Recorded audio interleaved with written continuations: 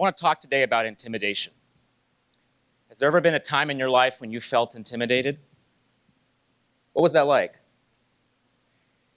I think that a lot of times because we're Chinese American and we grow up maybe in situations where we don't expect to be placed in the public spotlight.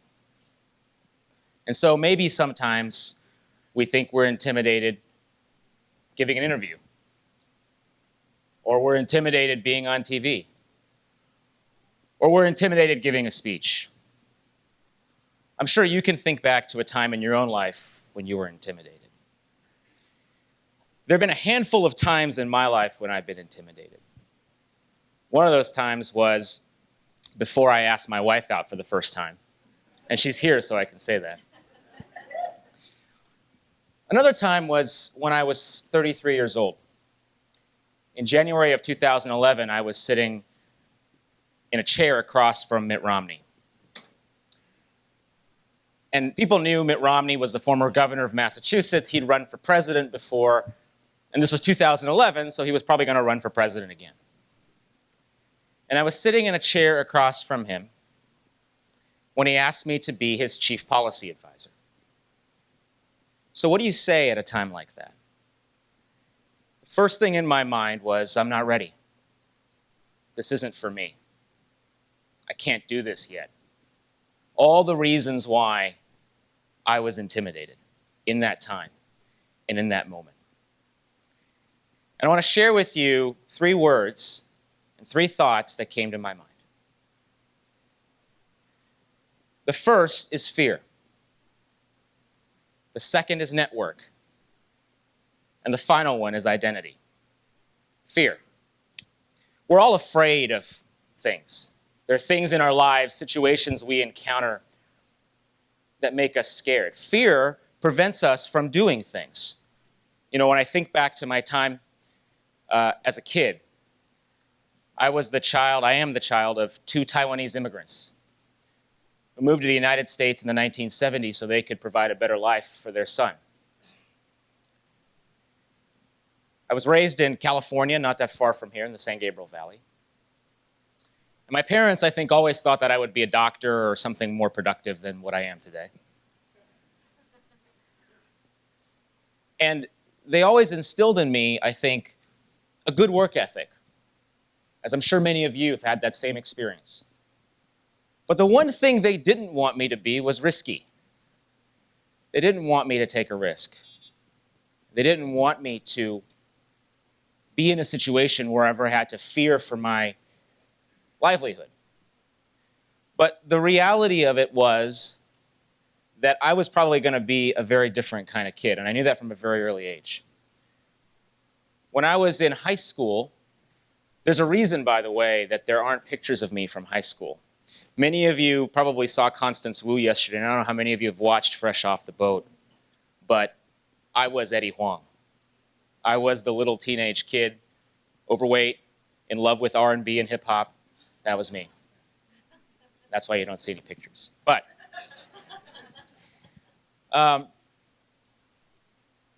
when I got to high school, I'd been to a private junior high school. So I went to the local public high school in my city where I grew up, Rowland Heights.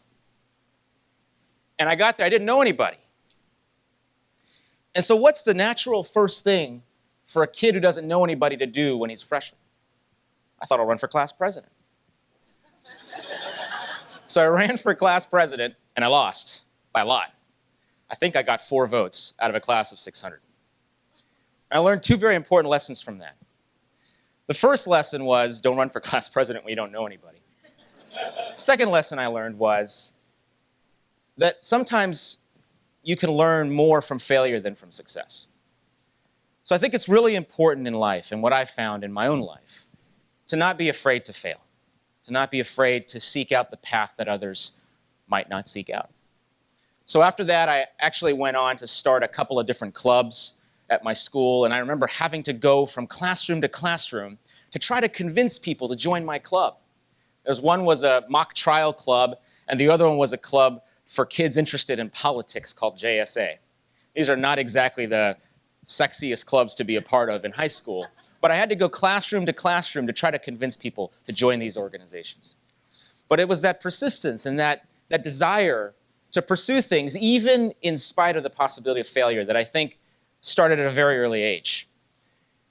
When I got to college, I decided, I want to pursue politics and I want to do something in the political realm. And so I did the thing that every college student does. I did the internships. I made the coffee. I made photocopies. I did all sorts of things that are not the most glamorous things in the world, but it was something that I had to do. And all throughout this time when I was in college, my parents would say to me, when are you going to apply to med school? When are you going to apply to law school? When are you going to play it safe? But that just wasn't what I wanted to do.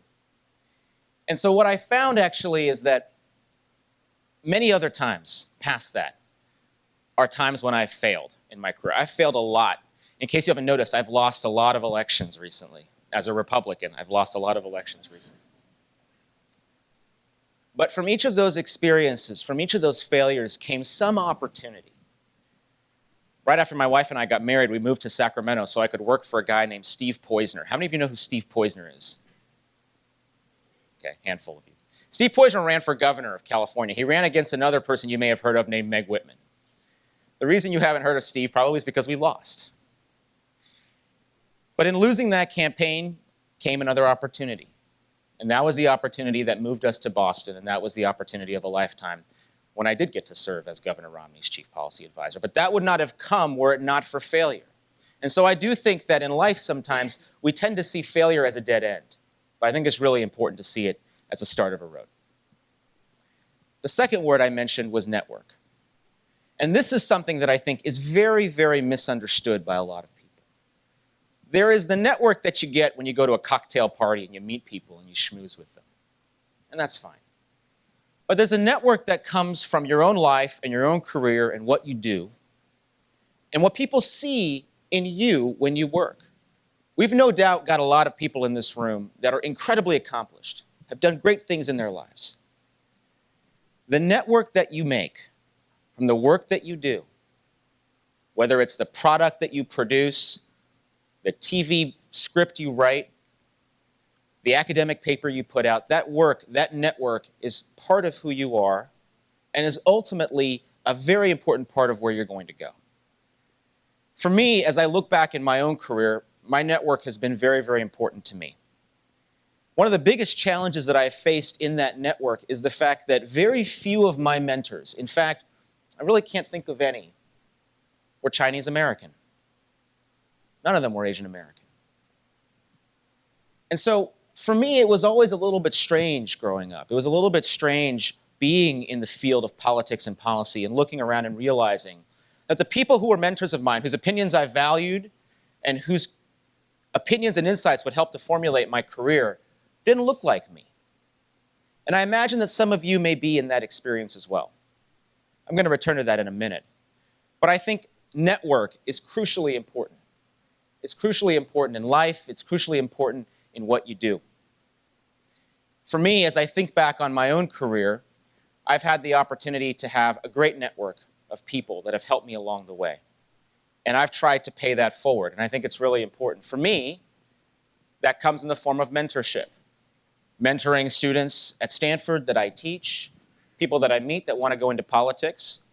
I remembered when I worked on the Romney campaign, and I ran a policy operation that included 50 full-time staff and thousands of volunteers around the country. I was the only senior staff member who'd hired Asian Americans on my staff. And what people sometimes would derisively refer to as the Asian ghetto of the campaign was a source of pride for me. Because it is important to pay it back. And the mentorship and the network that you develop and that you see over the course of your life are really crucially important. So network was the second thing. And the last thing, and probably the most important, and why we're all here today, is identity.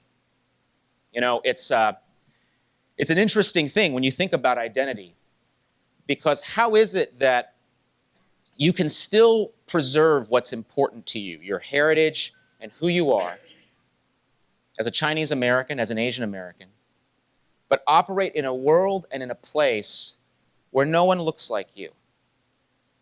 And for me, that's been a challenge that I've had to fight my entire life. But I do think it's important to hang on to who you are. I do think it's important to remember that at the end of the day, even if you're a minority in a system where there aren't a ton of minorities around you, that identity forms part of who you are. It's not about assimilating. It's not about becoming like everybody else.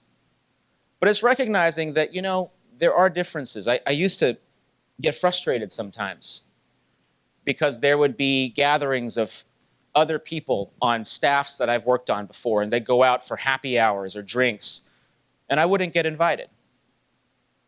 And I'd sort of think, well, what is it about me? Is it the Asian flush when I drink? You don't want to, you don't want that person out with you? I actually don't get that. I'm very blessed in that way. Is it that you just don't feel comfortable with me? I've never answered that question, and frankly, it doesn't matter. Because I think to a certain extent, you have to be willing to embrace your differentness, to embrace who you are, but still be willing to perform your best and to do your best every single day. And that ultimately, I think, is the core of identity. It's about knowing who you are, knowing what you have to contribute, and bringing that every single day, even if you are in environments that do feel very, very different. And sometimes it can actually be a strength. What I found recently, for example, is that it turns out there aren't a lot of Asian American political commentators out there. So it can be an advantage, actually, to be Asian in the business that I'm in now. When I look around and see there aren't a lot of Asian Americans in politics, that can be a good thing. And is it a little bit uncomfortable sometimes? Do I wish there were more people around me? Of course I do. But at the end of the day, you have a path that you were given to walk, and that path might be a little bit different from everybody else. But that's okay, as long as you hold on to your identity and realize that what you put forward is what people see about you. And that is ultimately the most important thing. I think back often to a story about a kid named William Borden. William Borden came from a very, very wealthy family in the Midwest in the early 19th century. His family had enormous wealth, and so as a high school graduation present, they gave him a trip around the world. And when he took that trip around the world, he saw so much suffering. This was at the turn of the 20th century. So he went to China, he went to Africa, he went to India, and he saw so much suffering. And he decided that after he finished his time at Yale, which is where he was going to go for college, that he'd become a missionary and that he would preach the word of God around the world. And his friends always said, Billy, that's such a waste. Why are you doing that? And he never felt that way. When he graduated, he was on his way to China. He decided he was going to be a missionary in China. But he remembered all the suffering he'd seen in Africa, so he took a detour. And while on his way to Africa, he died of viral meningitis. Never made it to China. Never got to serve as a missionary. At his funeral, thousands of people turned up. And they discovered that he'd inscribed something in the back of his Bible. And that inscription is something that I carry with me and think about often.